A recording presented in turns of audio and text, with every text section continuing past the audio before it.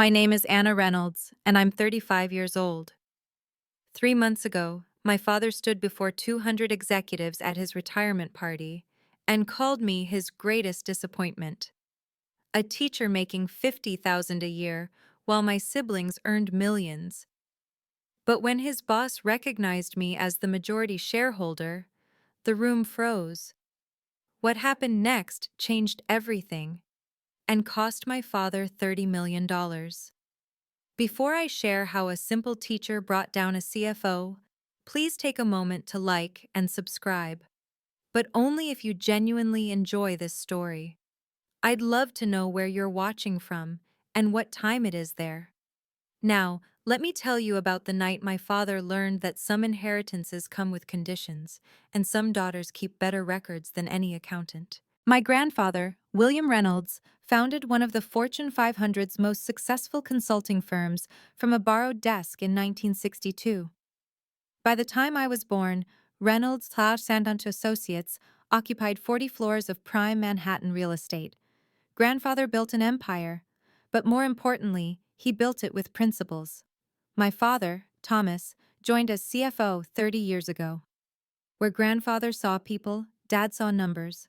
Where grandfather valued character, Dad worshipped portfolios. Our 8-bedroom estate in Greenwich, his collection of vintage Ferraris, the Patek Philippe watches, these weren't just possessions. They were scorecards. I'd been the golden child once. Harvard Business School, top 5%. Investment banking internship at Goldman Sachs lined up. Then, during my final semester, I volunteered at an inner-city tutoring program. One afternoon, a 7th grader named Maria finally understood fractions after weeks of struggle. Her face lit up, pure joy at learning. That moment changed everything. When I turned down Wall Street to teach, Dad cut me off completely, not just financially, emotionally. 5 years of silence, broken only at grandfather's funeral. Even then, he positioned himself 3 pews away. Money amplifies who you are, Annie, grandfather had told me during our last conversation. Make sure you like that person first. I became a teacher at PS 118 in Brooklyn.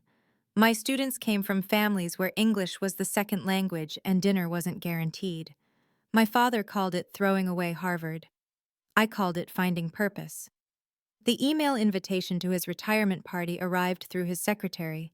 Not even his signature, just typed, "Your father requests your attendance at his retirement celebration. Black tie required." I stared at those words, wondering why now. Why break 5 years of silence for this? 5 years teaching in Brooklyn had taught me more than Harvard ever could. My classrooms peeling paint and outdated textbooks were worlds away from Reynolds Center and Associates' marble lobbies. But when Destiny Jackson earned a full scholarship to Columbia, or when Kevin Chen's essay about his immigrant parents won the state competition, those victories meant more than any bonus Dad ever celebrated. Meanwhile, Marcus, my younger brother, rose through the company ranks with suspicious speed. VP of Sales at 32, a record Dad boasted to anyone listening. His wife posted their Hamptons weekends constantly, hashtagging blessed while wearing her new Cartier. Sarah, my surgeon sister, maintained calculated distance from family drama, sending holiday cards but declining dinners. Strange things kept me tethered to that other world, though. Corporate emails still arrived in my inbox. Board meeting minutes, quarterly reports, shareholder updates. I'd tried unsubscribing twice. Ike claimed it was a system error that couldn't be corrected. The emails kept coming. "Ms. Reynolds, you heading to the teachers' union meeting?" Principal Martinez asked one Friday. "Can't tonight. Family obligation." She raised an eyebrow. I rarely mentioned family. The retirement invitation had included a handwritten note from Blackwood, the CEO. "Your attendance would be particularly appreciated, Ms. Reynolds. Particularly appreciated.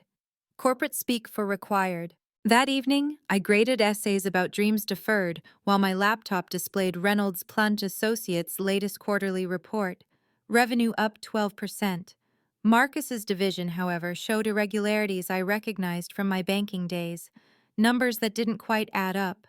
Contracts that seemed inflated. I printed everything, adding it to a folder I'd been building for a year. Just a teacher's habit, I told myself. We document everything. Sarah's Armani dress from 3 seasons ago still had the tags. "Take it," she'd said over the phone, her hospital pager beeping in the background. "I won't be staying long anyway."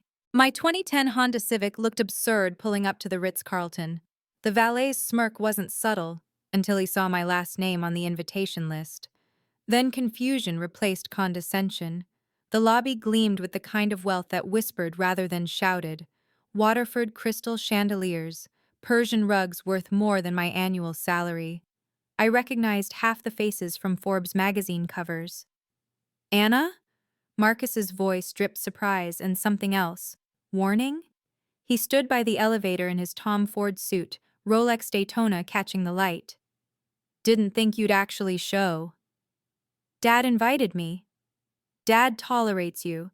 There's a difference." He stepped closer, cologne aggressive and expensive. "Look, just don't make a scene, okay? This is important." "When have I ever made a scene?" He laughed, ugly and short. "Right, the invisible daughter. You know you're at table 17? By the kitchen. Sarah's at table 3 with the board members." Table 17. I wondered if they'd literally measured the maximum distance from the head table. His wife appeared, dripping in Hermes and judgment. "Is this your sister? The teacher?" She said it like diagnosing a disease. The ballroom doors opened, revealing a massive banner. Thomas Reynolds, 30 years of excellence. His photo, 20 feet tall, smiled down at the gathering crowd. 200 of New York's financial elite, here to celebrate a man who hadn't spoken to his daughter in 5 years. Marcus knew something I didn't. I could see it in his nervous energy, the way he kept checking his phone. His earlier warning wasn't brotherly concern. It was self-preservation. "Enjoy the party, Anna," he said, guiding his wife away. "While you can." The ballroom doors beckoned. Whatever waited inside, I was walking in with my eyes wide open. If you've ever felt judged for choosing purpose over profit, for picking passion over a paycheck, leave a comment below. I want to hear your story, and if this resonates with you, a simple like helps more people find this video. People who might need to hear they're not alone in choosing their own path. Now, let me show you what happened when I walked into that room full of people who measured worth in millions. Table 17 sat in the acoustic shadow of the kitchen doors, each swing releasing bursts of clanging plates. My table mates, junior analysts, and someone's confused great aunt, who kept asking about the vegetarian options. From here, my father's head table looked like a distant stage. The Macallan 25 flowed freely at the front tables. We got house wine. The beluga caviar didn't make it past table 10. We had bruschetta that had seen better days. Every detail screamed hierarchy. "Ladies and gentlemen," the MC began, "celebrating 3 decades of financial excellence." I counted. 7 tables between me and my father. 7 tables of strangers who mattered more. Sarah sat at table 3, her surgical precision extended to avoiding eye contact.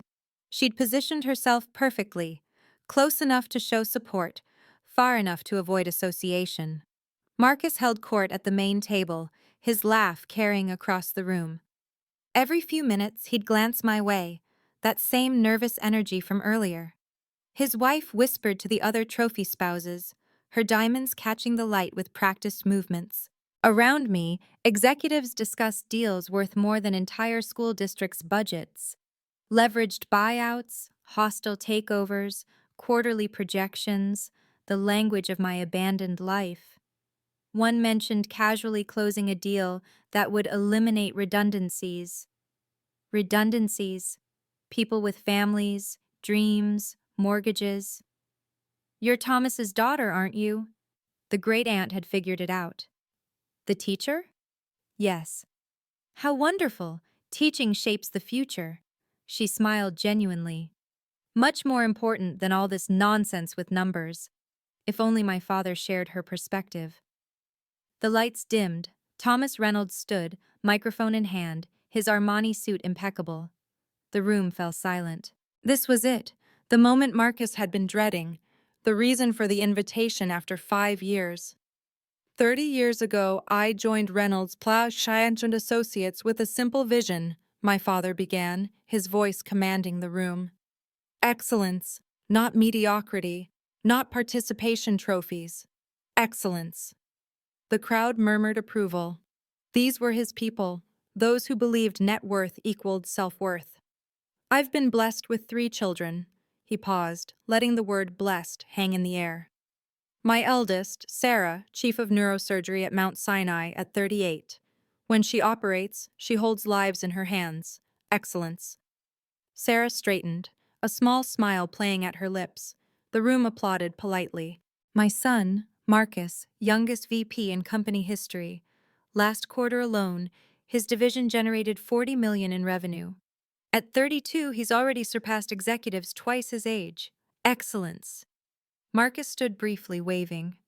His wife beamed beside him, her hand strategically placed to display her wedding ring. Then Dad's pause stretched longer. His eyes found me at table 17.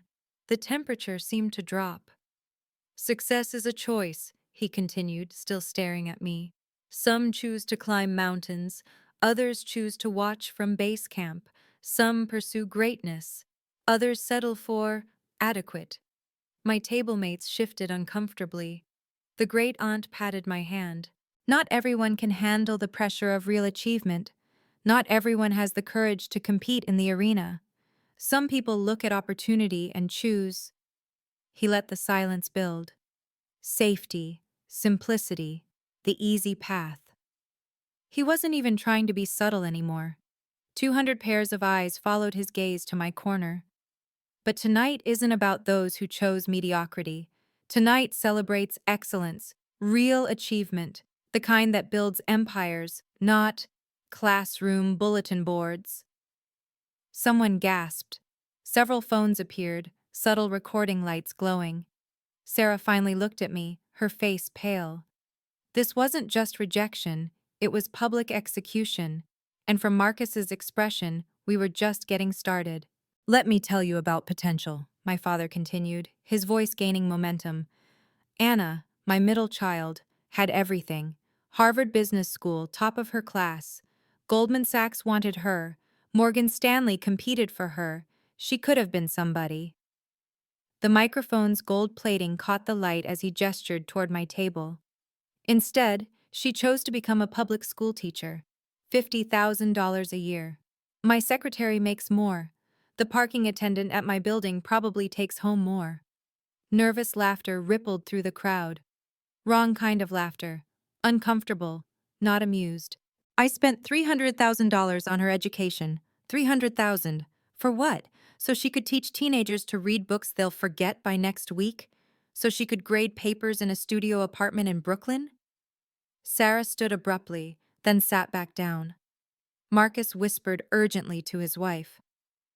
I tell you this as a cautionary tale, Dad continued, his face flushed now. Success requires courage. It requires ambition. When your children show weakness, when they choose failure, you have to accept the truth. Not everyone in your family will make you proud. The silence was suffocating. Even the kitchen had gone quiet. Some of you have children considering lesser paths. Teaching, social work, nonprofit nonsense. Show them what real success looks like. Don't let them waste their potential like, he pointed directly at me, like that disappointment sitting by the kitchen. I stood slowly. Every phone in the room tracked my movement. My legs felt steady despite the hammering in my chest. 3 years of facing down angry parents at conferences had prepared me for this moment.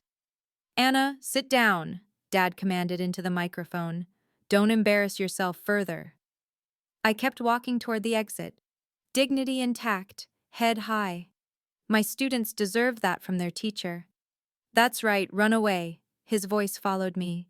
Just like you ran from real responsibility, just like you ran from success. Then a voice cut through the room. Wait. Richard Blackwood, CEO of Reynolds Page Santon Associates, stood at table 2. Ms. Reynolds, are you Anna Reynolds? The A. Reynolds listed on our board? The room froze. My father's hand holding the microphone began to tremble. "I'm sorry?" I turned back, my voice carrying across the silent ballroom. Blackwood stepped forward, his presence commanding without effort. "Anna Reynolds, you're the A. Reynolds who holds 25% of voting shares, our majority shareholder." The microphone slipped from my father's hand, creating a sharp feedback screech. "That's impossible," Thomas sputtered, scrambling to retrieve it. "There's some mistake." "No mistake." Blackwood pulled out his phone, scrolling quickly. "A. Reynolds, inherited from William Reynolds' estate, 25% voting shares, making her our largest individual shareholder. I've been trying to reach you for years about board matters, Ms. Reynolds." Phones lifted throughout the room, recording every second. The Wall Street Journal reporter at table 6 was already typing furiously. "She's a teacher," my father's voice cracked. "She makes $50,000 a year. She doesn't. She owns more of this company than you do, Thomas." Blackwood's tone was professionally neutral, but the subtext was clear. "You hold 8%. Your daughter holds 25." Marcus shot up from his chair. "This is fraud. She must have manipulated grandfather." "Sit down, Marcus." Blackwood didn't even look at him. "Ms. Reynolds, I apologize for this unexpected recognition. But since you're here, there are several board matters requiring your attention." I stood in the center of the room, 200 executives watching the power dynamic shift in real time. The teacher by the kitchen had just become the most powerful person in the room. "I've been receiving the board emails," I said calmly. "I'm aware of the matters requiring attention." My father's face had gone from red to white. "You knew? You've known this whole time?" "The quarterly reports make interesting reading, especially your son's division numbers." Marcus knocked over his wine glass. The Macallan 25 spread across the white tablecloth like blood. Security guards appeared at the ballroom entrances, but Blackwood raised his hand, and they waited. "You conniving little—" Thomas lunged for the microphone stand, his composed executive mask completely shattered. "This is my company. I built this 30 years." "You built nothing." The words came out calmer than I felt. "Grandfather built it. You just managed the money." "I am the CFO. I decide who, what—" He was stammering now, his carefully prepared speech forgotten.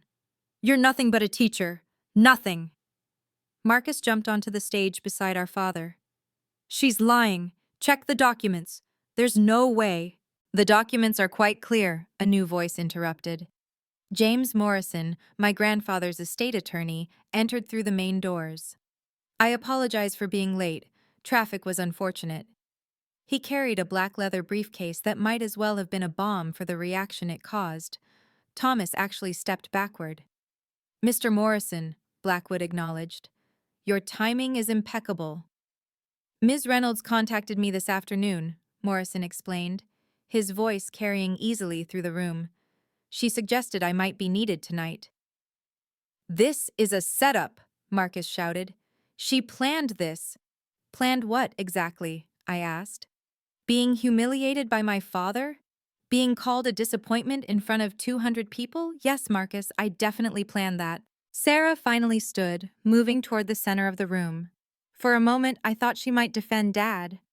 Instead, she positioned herself equidistant between us, still neutral, still calculating. "You can't do this," Thomas said, but the fight was leaving his voice. "The board won't allow—" "The board follows majority vote," Blackwood corrected, "and your daughter is the majority." Security stepped closer, uncertain who they were supposed to protect or restrain.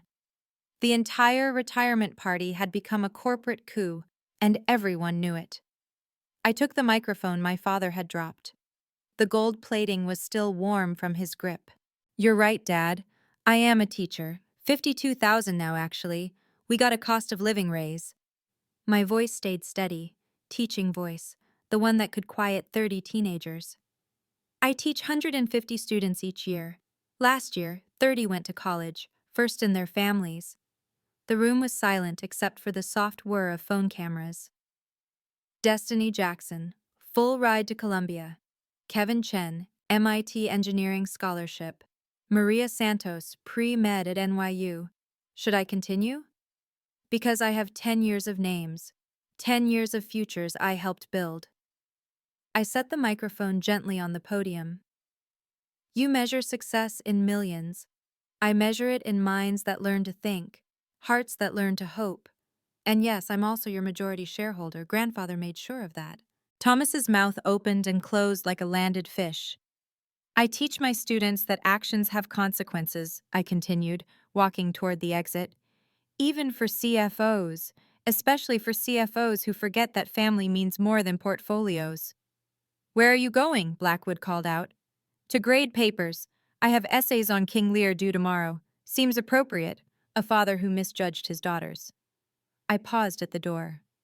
Mr. Morrison, should we proceed with the other matter? The attorney smiled slightly. The codicil to your grandfather's will? I believe now would be the perfect time. Thomas grabbed the podium for support. What codicil? The one triggered by actions taken tonight, Morrison replied, opening his briefcase. Clause 47B, regarding family conduct and moral obligations. The ballroom erupted in whispers. I walked back to the center, no longer the disappointment by the kitchen. Morrison set his briefcase on the nearest table, the locks clicking open with theatrical precision. Mr. Reynolds, you were present for the primary reading of your father's will 10 years ago. Every word, Thomas snapped. I know what I inherited. I know what she inherited. You know what you were told about. Morrison pulled out a sealed envelope, the wax seal still intact. This codicil was added 6 months before William Reynolds passed, to be opened only under specific circumstances. He broke the seal with a letter opener. The crack echoed through the silent ballroom. William Reynolds, being of sound mind and body, hereby amends the distribution of assets with the following conditional clause. Morrison's reading voice was practiced, emotionless. Should my son, Thomas Reynolds, publicly humiliate, disparage, or attempt to diminish any of his children, particularly in a professional setting, all inherited assets shall immediately transfer to the affected party. Thomas went white. That's not legal. You can't. Furthermore, Morrison continued, this includes any deferred compensation, pension rights, or stock options derived from positions obtained through family connections. He can't reach forward from the grave! Thomas's voice had gone shrill. I earned my position. Your position as CFO? Morrison looked up. The position your father secured for you 30 years ago? That position? Marcus tried to edge toward the exit. 2 security guards stepped into his path. There's more, Morrison said. Should such behavior occur at a company event with board members present, it shall be considered a breach of fiduciary duty, triggering immediate review of employment terms. Blackwood was already on his phone. Legal? Yes. We need you in the Madison Ballroom. Now. Sarah finally spoke. Dad, you should stop talking. Anything you say? I don't need advice from any of you, Thomas roared. Then quieter to Morrison. How much did she pay you? Morrison's expression didn't change. Your father paid me, Mr. Reynolds, 10 years ago, to protect his grandchildren from exactly this. Let me read the specific trigger clause, Morrison continued, his voice cutting through the chaos. Clause 47B, subsection 3. If Thomas publicly declares any of his children a disappointment, failure, or embarrassment in front of business associates, all my shares previously allocated to him transfer immediately to the wronged party. The math was simple and devastating. Dad's 8% plus the 15% grandfather had left in trust. All of it would go to me. Combined with my existing 25%, I would control 48% of Reynolds' Science Associates. This is entrapment, Thomas shouted. She knew. She came here knowing. I came because you invited me, I said quietly. After 5 years of silence, you invited me to watch you call me a failure. I didn't know you'd actually do it. But you suspected, Sarah said, not accusingly, just stating fact. Grandfather knew him better than anyone. I turned to Morrison. When did he add this codicil? 6 months before his death. After Thomas prevented you from attending the company Christmas party, citing family embarrassment. A collective intake of breath from the crowd. Several board members were whispering urgently. He said if Thomas ever did it publicly, with witnesses, you'd need protection. Morrison pulled out another document. He also left this letter to be read only after the clause was triggered. Don't, Thomas pleaded. Please. Morrison unfolded the paper. My dear Annie, if you're hearing this, your father has finally shown his true nature to the world. I'm sorry you had to endure it. But now you have the tools to fix what he's broken. The company needs a heart again. Teach it well. All my love, grandfather. I had to sit down. Sarah brought me water, the first sisterly thing she'd done in years. This can't be legal, Marcus protested. Conditional inheritance based on behavior? Completely legal. Blackwood's legal team had arrived. Moral turpitude clauses are well established in estate law. Then I challenge it, Thomas declared. I'll fight this in court. With what money? Morrison asked mildly. Your assets are frozen pending transfer, effective immediately. Emergency board meeting, Blackwood announced. All board members to the executive conference room, now. The exodus from the ballroom was swift and purposeful. 7 board members were present, enough for a quorum. They moved like sharks, scenting blood in the water. The executive conference room was everything the ballroom wasn't. Serious, imposing, built for decisions that moved millions. The mahogany table could seat 20, but tonight, only 9 of us gathered. The Reynolds Postan Associates seal dominated the far wall, my grandfather's vision carved in brass. Ms. Reynolds, Blackwood gestured to the chair at the head of the table. That's your seat now. My father made a choking sound. That had been grandfather's chair, then his for special meetings. Now it was mine. I sat down slowly, feeling the weight of it. The leather still smelled expensive, authoritative. From this angle, I could see everyone's faces, and they could see mine. Before we proceed, I said, reaching for my own briefcase, a battered leather bag that had seen me through a decade of teaching. There are some documents the board should review. Thomas laughed bitterly. The teacher brought homework. Financial records, actually. I pulled out the folders I'd been building for a year. Emails from concerned employees, contracts that don't add up, all regarding the sales division. Marcus went rigid. You can't. Those are confidential. I'm on the board email list, remember? System error that couldn't be corrected? I spread the papers across the mahogany. Every inflated contract, every suspicious approval, every kickback disguised as a consulting fee. This is a witch hunt, Marcus protested. This is due diligence. I looked at each board member. Phoenix Corp alone, 300% markup, $2 million in unexplained fees, signed by Marcus Reynolds, approved by Thomas Reynolds. Blackwood picked up one of the contracts, his expression darkening. This needs forensic accounting, immediately. I took the liberty of hiring a firm, I said. They're ready to start Monday. Sometimes the people who should protect us become our biggest adversaries. If you're watching this and have ever stood up to a family member who tried to diminish your worth, you understand the courage it takes. Your value isn't defined by their approval or their standards of success. If this story resonates with you, please share it with someone who needs to remember their own worth. Now let me show you what happened when we put it to a vote, and what was really in that briefcase. I opened my battered briefcase wider, revealing years of careful documentation. These emails date back 5 years. Mr. Blackwood, you wrote to me 17 times requesting my input on board matters. You never responded, Blackwood said, taking the printed emails. I did respond, every time. Someone blocked them from the server. I looked at Thomas. IT logs show the blocks came from the CFO's access code. Thomas's jaw clenched. That's circumstantial. Here's the employment contract for Phoenix Corp's CEO. I slid it across the mahogany. hired 3 months before the inflated contract. His previous employer? Marcus's fraternity brother's failed startup. Zero experience in our industry. Board member Janet Williams, who'd been silent until now, picked up another document. This invoice. It's for services that our internal team provides. We paid $2 million for work we do in-house. Check who approved it, I suggested. Thomas Reynolds, CFO. She looked up sharply. This is embezzlement. Careful with accusations, Thomas warned, but his voice had lost its power. Or what, Dad? You'll call me a disappointment? I pulled out the final folder. 7 years of questionable transactions, all requiring CFO approval, all benefiting Marcus's division numbers.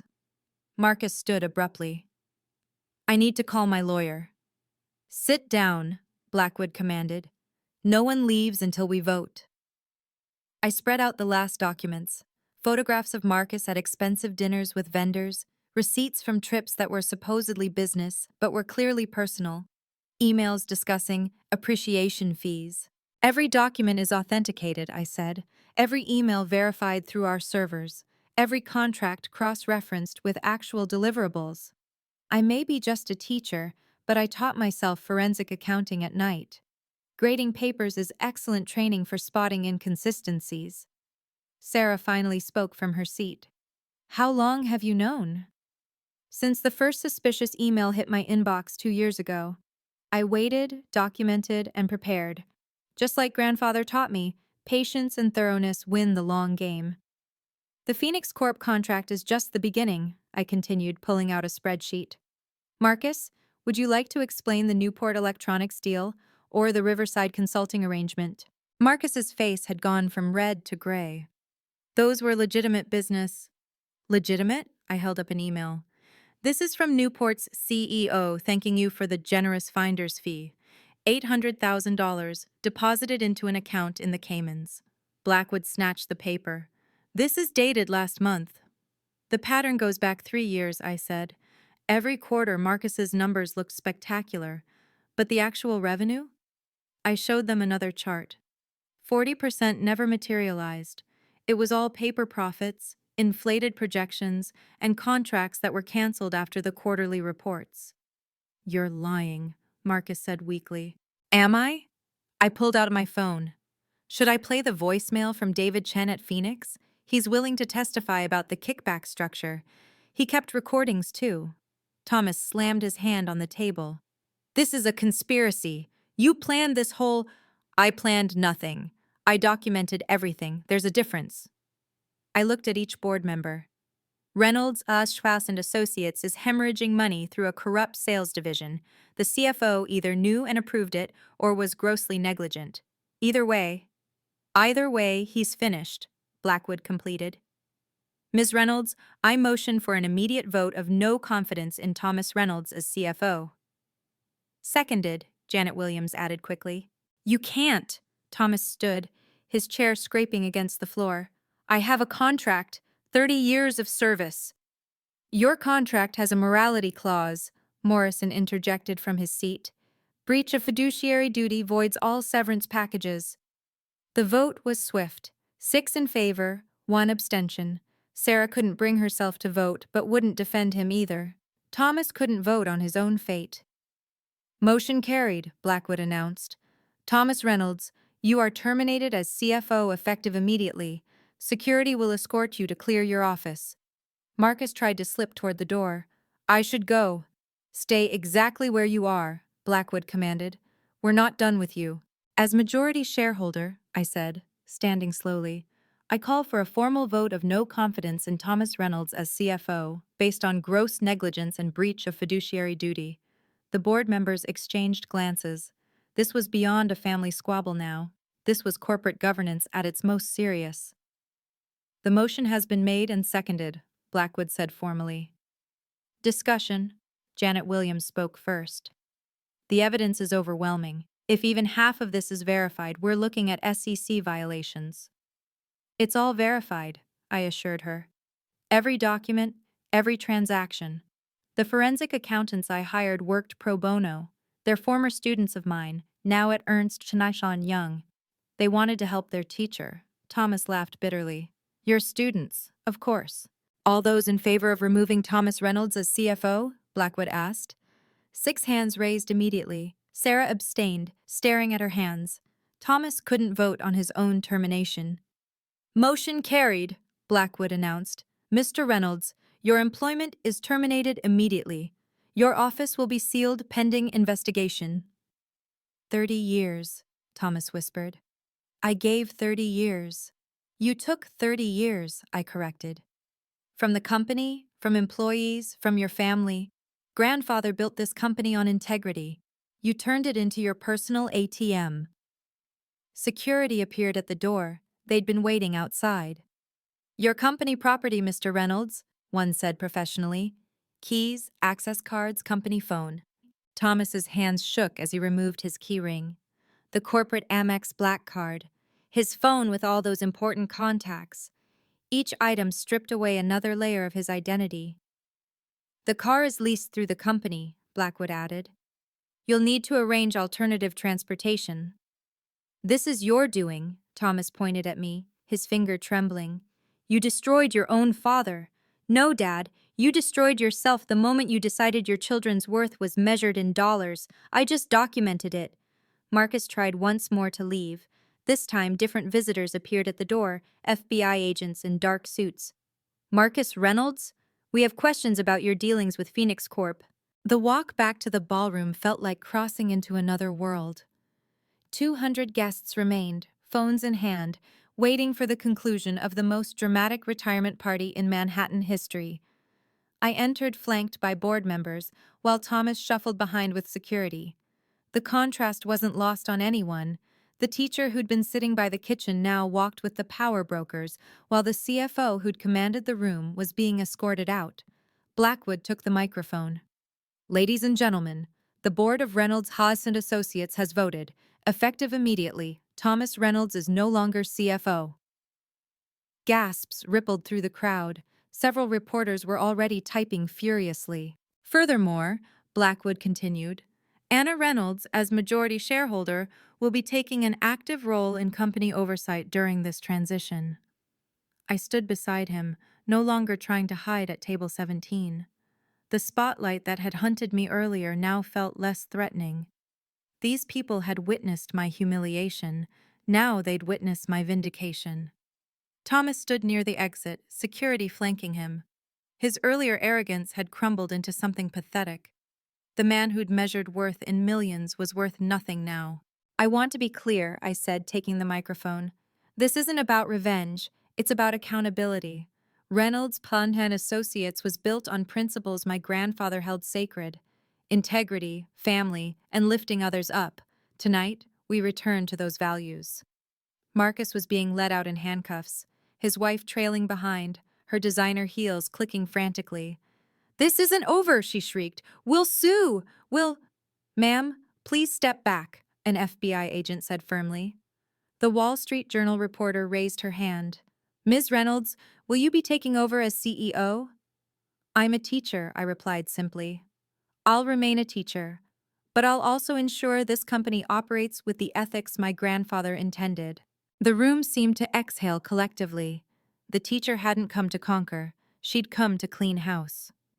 Sarah approached me for the first time in 5 years, her surgeon's composure cracking. Anna, She stopped, started again. I knew. About the contracts, about Dad's behavior. I knew, and I said nothing. I know, I said quietly. Her eyes widened. You know? Grandfather left you a letter too, didn't he? She nodded, tears finally spilling. 3 years ago. His lawyer sent it on a specific date. It said I'd know when to stand up or stand aside, that my silence would be complicity unless I chose otherwise. And tonight? I abstained. I couldn't vote against him, but I couldn't support him either. She pulled me into an unexpected hug. He called you his quiet warrior, Anna, said you had Mom's heart in his mind, said you'd save the company from itself. Mom would have hated what Dad became, I whispered. Mom would have been proud of what you did. Sarah pulled back, wiping her eyes. I'm supposed to be the successful one, the surgeon, the one who fixes things. But you just performed major surgery on this entire company. Without anesthesia, I added, and we both laughed, a broken, healing sound. Can you forgive me? She asked. For the silence? The distance? We're family, I said. Complicated, messy, damaged family, but still family. Still, behind us, Thomas was being escorted to the parking garage. His shoulders slumped, his empire collapsed. The man who'd stood at that podium an hour ago, dispensing judgment like a king, was now just a terminated employee with a pending FBI investigation. He'll need a lawyer, Sarah said, watching him go. He'll need more than that, I replied. He'll need to learn what grandfather tried to teach him, that worth isn't measured in dollars. Marcus tried to make his escape through the parking garage, but the FBI had anticipated that. They waited by his Porsche 911 Turbo, another company lease about to be reclaimed. Mr. Reynolds, the lead agent said calmly, we need to discuss your relationship with Phoenix Corp, Newport Electronics, and several offshore accounts. I want my lawyer, Marcus shouted, his golden boy image shattering completely. You'll have that opportunity, the agent replied, producing handcuffs. Marcus Reynolds, you're under arrest for wire fraud, embezzlement, and conspiracy to commit financial crimes. His wife, designer dress now seeming like costume jewelry, screamed, This is that bitch's fault. Anna did this. She's jealous because we have everything and she's nothing. Ma'am, your husband stole millions, the agent said flatly. His sister reported evidence of financial crimes. That makes her a whistleblower, not nothing. Thomas watched his son being placed in the FBI vehicle, his face cycling through emotions, shock, anger, and finally, devastating recognition. His golden boy, the one he'd praised from the podium, the youngest VP in company history, was going to federal prison. Are you happy now? Thomas asked me, his voice broken. You've destroyed everything. I documented everything, I corrected. You and Marcus destroyed it all by yourselves. I just refused to let you bury it. The crowd from the ballroom had spilled into the lobby, phones recording everything. Tomorrow's Wall Street Journal headline was writing itself. Teacher takes down corrupt CFO father at retirement party. Mr. Reynolds, another agent approached Thomas. We'll need you to come in for questioning as well. Monday morning, 9 a.m. Bring your attorney. Thomas looked at me one last time. Your mother would be ashamed. My mother valued honesty above wealth, I replied. She would have done this years ago. He had no response to that. Security led him to a taxi. His Mercedes was already being impounded as evidence. In the lobby, with 200 witnesses and dozens of phone cameras rolling, Thomas Reynolds did something I'd never seen in 35 years. He dropped to his knees. Anna, please. His voice cracked, all executive authority gone. I'm your father.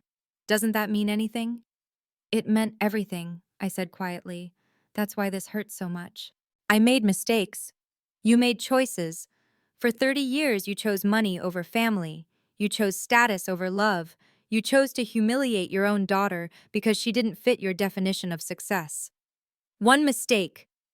He was crying now, this man who'd never shown emotion beyond greed or anger. Don't let one mistake destroy everything I've built. One mistake? I pulled out my phone. Should I read the emails? 5 years of emails calling me a disappointment? The Christmas card where you photoshopped me out of the family photo? The letter to Harvard asking them to revoke my degree because I wasted it? Gasps from the crowd. Even the security guards looked uncomfortable. Or should we talk about Marcus? How you taught him that cheating was just aggressive business? How you signed off on every fraudulent deal because it made the numbers look good? I'm 62 years old, he pleaded. This is all I have, my career, my reputation. Your career built on grandfather's foundation, your reputation built on lies. I knelt down to meet his eyes. You taught me that weakness deserves no mercy. Your words, Dad, at every report card that wasn't perfect, every achievement that wasn't enough. I was preparing you for the world. You were preparing me for your world, a world where love is conditional, where worth is measured in portfolios, where family is just another asset to leverage. Please, he whispered, what will I do? Learn, I said, standing. Learn what your father tried to teach you. Learn what your children needed from you.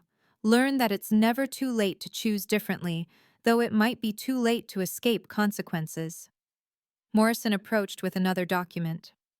Mr. Reynolds, there's one more matter. Morrison held the final document like a surgeon's scalpel. Your employment contract with Reynolds Santer Associates, Mr. Reynolds, Section 15, subsection 3A. Thomas struggled to his feet, his expensive suit wrinkled beyond salvation. My severance package, $30 million in deferred compensation. You can't touch that. Actually, Morrison read, upon termination for cause, including but not limited to breach of fiduciary duty, all deferred compensation, pension benefits, and stock options are immediately forfeited.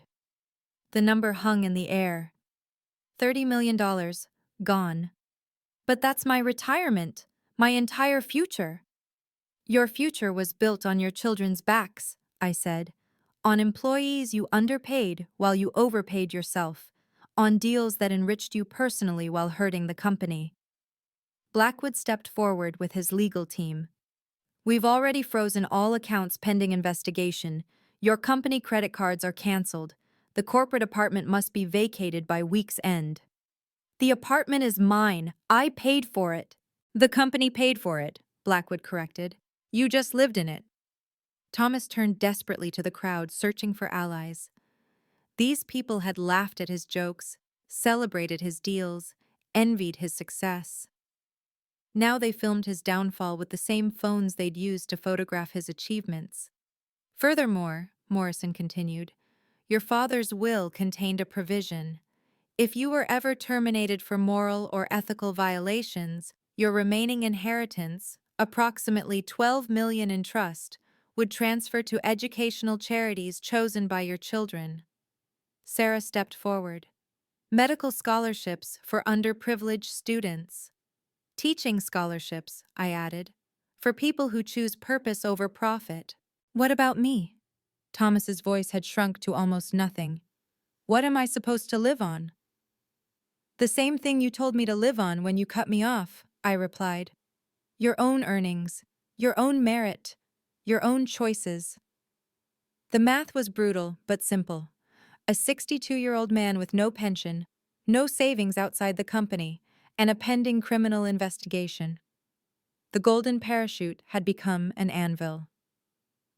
I took the microphone one final time, addressing the room full of executives, reporters, and former colleagues of my father. Reynolds Paulsen Associates will establish the William Reynolds Educational Legacy Fund, I announced, my teacher's voice carrying clearly. Not the Thomas Reynolds Fund, William Reynolds, who believed in building people up, not tearing them down. The crowd listened intently, phones still recording. The fund will provide full scholarships for teachers pursuing advanced degrees, additional support for educators in underserved communities. Because my grandfather understood something my father never did, real wealth isn't what you accumulate, it's what you cultivate in others. How much? The Wall Street Journal reporter called out. $10 million to start, from my personal inheritance. I let that sink in. I don't need 48% of a Fortune 500 company. I need to know that somewhere a teacher is getting the support they deserve. Thomas made a strangled sound. You're giving it away? $10 million? I'm investing it, I corrected. In futures, in minds, in the next generation of educators who will shape tomorrow's leaders, hopefully, better than you shaped your children. Blackwood stepped forward. The board fully supports this initiative. We'll match Ms. Reynolds' contribution. $20 million for education. From a company that had been bleeding money through corruption, now redirecting funds toward growth. I'll remain on as a teacher at PS 118, I continued. My salary will stay $52,000 a year. But I'll also serve as ethics oversight for Reynolds Pound Associates, ensuring we never again prioritize profits over principles. You're staying a teacher? Someone called out incredulously. With all that money? Money doesn't define me. It never has. My students need me. Monday morning, I'll be teaching The Great Gatsby, a story about the hollow pursuit of wealth. Seems appropriate. Sarah joined me at the podium. I'll be contributing to the fund as well, 5 million. Mom would have wanted us to lift others, not step on them. Standing ovations started sporadically, then spread. Not everyone. Some were too shocked, others too complicit, but enough. Enough to show that grandfather's values still resonated, even in this room full of wealth and ambition. Blackwood pulled me aside as the crowd began dispersing. How long have you been planning this? Planning suggests I wanted this to happen, I replied. I've been preparing since the first suspicious email landed in my inbox 5 years ago. The system error, he said, understanding dawning. It wasn't an error. Grandfather set it up before he died. He knew I'd need oversight access. He also knew I'd need time to build a case that would stand up in court. I showed him my phone, hundreds of folders, thousands of documents, all meticulously organized. Every questionable transaction, every inflated contract, cross-referenced with public records, SEC filings, tax documents. You did this alone? I had help. Former students now working at the SEC, IRS, FBI, kids from Brooklyn who made it out and wanted to give back. They worked nights and weekends pro bono because their teacher asked. The forensic accountants, Blackwood realized, they're all former students. Harvard Business School, Wharton, MIT, Sloan. They remembered the teacher who believed in them when no one else would. I smiled. Turns out teaching creates its own network, just not the kind my father would recognize. Sarah joined us, still processing everything. You knew tonight would happen? I knew Dad would eventually cross the line publicly. His ego demanded an audience for his cruelty. I just had to be ready when he did. The patience that must have taken, Blackwood marveled. I grade 150 essays every week, I said. I can spot plagiarism, fraud, and bullshit in any form. Corporate fraud was actually easier. At least numbers don't write run-on sentences. Morrison approached with final papers. Ms. Reynolds, the transfers will be complete by Monday. Your father's assets, the trust funds, everything. 48% of a Fortune 500 company, Blackwood said. You could be CEO. I already have a job, I replied. One that actually matters. The valet who'd smirked at my Honda Civic 3 hours ago now stood at attention as I approached. The same car, the same teacher, but everything had changed. Your vehicle, Ms. Reynolds, he said formally, having clearly heard what happened inside. I apologize for earlier, You were doing your job, I said, handing him $100 bill, making assumptions based on appearances. My father did the same thing, cost him everything. I sat in my 10-year-old car, adjusting the rearview mirror. In it I could see the aftermath. Thomas being helped into an ambulance, his blood pressure having spiked dangerously. Marcus in the back of an FBI sedan, his golden future now federal property. Sarah standing by the entrance, waving, mouthing, "Dinner Sunday?" The engine turned over on the second try, like always. This car had driven me to school every day for a decade. It had carried boxes of supplies I bought with my own money, transported students to college visits their parents couldn't attend, held my tears after parent conferences where I was blamed for children's struggles that started at home. Tomorrow, financial newspapers would run headlines about the teacher who toppled a CFO. Business schools would eventually teach this as a case study in corporate governance and whistleblower protection. But tonight, I just wanted to go home to my studio apartment, make tea, and grade those King Lear essays. My phone buzzed with texts. Former students who'd seen the news, colleagues from school, reporters wanting statements. I ignored them all except one, from Destiny Jackson, my student who'd earned the Columbia Scholarship. Ms. R. saw the news. Your dad learned what we already knew. You're the richest person we know. Just not the way he measured it. I smiled, pulling out of the Ritz-Carlton for the last time. Behind me, an empire had crumbled. Ahead, 30 essays waited about a king who gave power to the wrong daughters and lost everything. Shakespeare would have appreciated the irony. Grandfather definitely would have. The Honda Civic drove into the night, carrying a teacher worth 48% of a Fortune 500 company and a salary of $52,000 a year. Both numbers were exactly right. 6 months later, I stood in the same classroom where I'd always stood, teaching the same students I'd always taught. The peeling paint had been covered with student artwork. The outdated textbooks supplemented with donations from the William Reynolds Educational Legacy Fund. "Ms. Reynolds," Principal Martinez said, stopping by during my free period. "You know you don't have to be here, right? You could be running a Fortune 500 company." "I am running something," I replied, gesturing to my classroom. "Tomorrow's Fortune 500 leaders are sitting in these desks." The news had been relentless for weeks after the party. Thomas Reynolds, sentenced to 3 years minimum security for financial crimes. Marcus, 5 to 7 years in federal prison, his wife having divorced him and taken what little remained. The company's stock had risen 40% under new ethical leadership. 50 teachers had received full scholarships in our first round of funding. Sarah and I had dinner every Sunday now, rebuilding what decades of our father's poison had destroyed.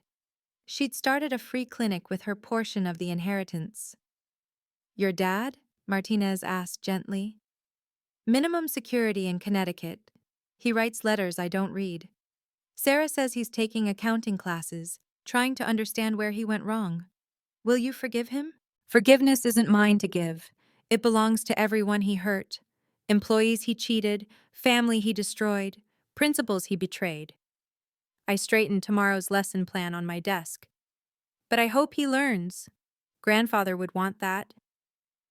A student knocked, Kevin Chen, whose MIT acceptance had come through. "Ms. R, could you look at my scholarship essay?" "Of course." Martinez smiled. 52,000 a year. You could have billions." "I have everything I need," I said. Grandfather knew that. Dad never learned it. Maybe that's the difference between building something and just managing it. She left me with Kevin, who'd written about overcoming assumptions, about teachers who see potential where others see statistics. It was a good essay. It would be better with revision. Everything could be. I kept one letter in my desk drawer, not from my father, but from my grandfather, written 10 years ago, to be delivered only after the clause was triggered. "My dearest Annie, value is not in what you earn, but in what you build. Your father forgot this, choosing to be wealthy rather than worthwhile. Don't let him break you. His measurement of worth is as false as the profits he reports. You chose teaching because you understand what I spent a lifetime learning. We succeed by lifting others. Every student you inspire, every mind you open, every future you shape is worth more than all the money in our accounts. Your father will fall. When he does, don't gloat. Rebuild. Make the company serve its original purpose, creating opportunities, not hoarding them. All my love. Grandfather." I folded the letter as my afternoon class filed in. 30 teenagers, each carrying struggles I could only glimpse, each holding potential that needed nurturing, not judgment. "Today, we're discussing King Lear," I announced, writing on the board. "A king who measured love in words, not actions, who gave power to flattery and exiled truth." "What happened to him, Ms. Reynolds?" asked Maria, one of my brightest. "He lost everything, his kingdom, his family, his mind. But his youngest daughter, the one he rejected for refusing to play his games, she survived." "Did she become queen?" I thought of my 48% ownership, the board seat, the power I could wield but chose not to abuse. "She became exactly who she was meant to be," I said, and that was enough. The lesson began. Outside, New York churned through another day of deals and ambitions. Inside, 30 futures took shape, word by word, idea by idea. My grandfather was right. This was real wealth. My father was wrong. This was true success. Thank you for listening to my story. If you or someone you know has ever been diminished for choosing purpose over profit, please share this video. Sometimes those who undervalue us need reminding that real worth isn't measured in bank accounts, but in lives touched. Subscribe if you want to hear more stories about standing up for yourself and setting boundaries with toxic people, even when they're family. And remember, true success means living aligned with your values, not someone else's expectations. Your worth is not negotiable. Your choices are valid.